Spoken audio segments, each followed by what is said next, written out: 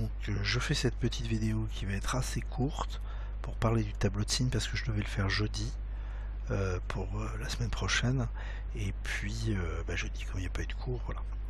Donc ce qui est important déjà, c'est de bien comprendre, de ne pas se confondre. Le tableau de signes d'une fonction, c'est pas le tableau de variation. Le tableau de signes ici, c'est différent du tableau de variation. Donc tableau de variation, ça, il n'y a pas de problème a priori. Et le tableau de signes, c'est tout simple. Donc par exemple, si je fais le tableau de signes de f, ça va être juste de faire un tableau exactement comme le tableau de variation. Donc si je fais x, je fais f de x, sauf que là, on fait le tableau de signes de f, et donc je vais regarder en fait les signes de f. Donc sur le tableau de signes, ici f, si je pars de la gauche, elle est d'abord dans toute cette zone là. Ici on voit que f est positive, donc f est positive. Ensuite là, elle est négative, négative, et ensuite f, là ici, elle va être positive. Et donc si je remplis les valeurs, ici je suis à moins 4.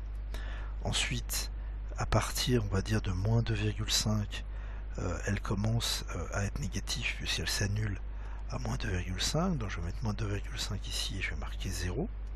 Ensuite, elle est négative de moins 2,5 à, on va dire, à peu près 2 pour x, jusqu'à 2, à peu près 90.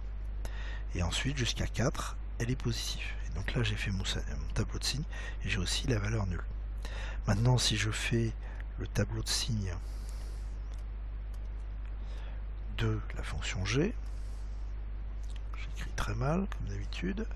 Alors donc je mets toujours x, je mets g de x et je vais écrire les signes de g de x. Donc les signes de g de x, g elle est d'abord positive, donc je mets un plus ici, ensuite elle va être négative, et ensuite elle va juste s'annuler puisqu'en 4 elle vaut 0. Donc maintenant je vais les valeurs, en 4 elle vaut 0, en moins 4 on a vu que g elle est positive jusqu'à peu près, on va dire 0,5. Donc je vais écrire 0,5 ici, et à partir de 0,5 où elle s'annule, elle devient négative.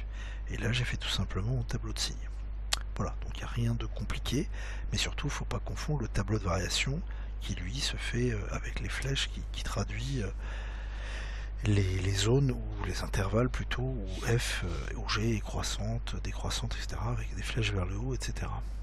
Alors ensuite, deuxième petite remarque, j'ai regardé donc au niveau, je vous avais mis dans les révisions, je vous avais mis de regarder, on va prendre ça, je vous avais mis de regarder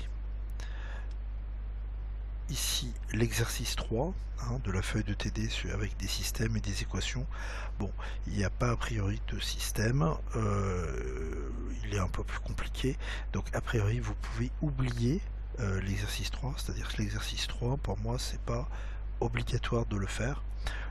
Il a l'intérêt de faire un petit peu réviser les milieux, les distances, etc. Mais ça vous pouvez le faire ailleurs sur d'autres interros, et par contre il est un peu plus compliqué, il y a des choses qu'on verra par la suite. Donc faut pas s'embêter avec l'exercice 3. Le reste par contre est bien sûr à bien revoir. N'oubliez pas vos calculatrices et de savoir vous en servir. Et puis s'il y a des questions, de toute façon sur un point particulier, vous pouvez m'envoyer un mail, et pensez bien, enfin vraiment idéalement, à regarder le programme et à refaire bien plusieurs fois jusqu'à ce que vous soyez sûr que ce soit bien acquis des points que je vous ai mis, sauf bien sûr donc cet exercice 3. Voilà.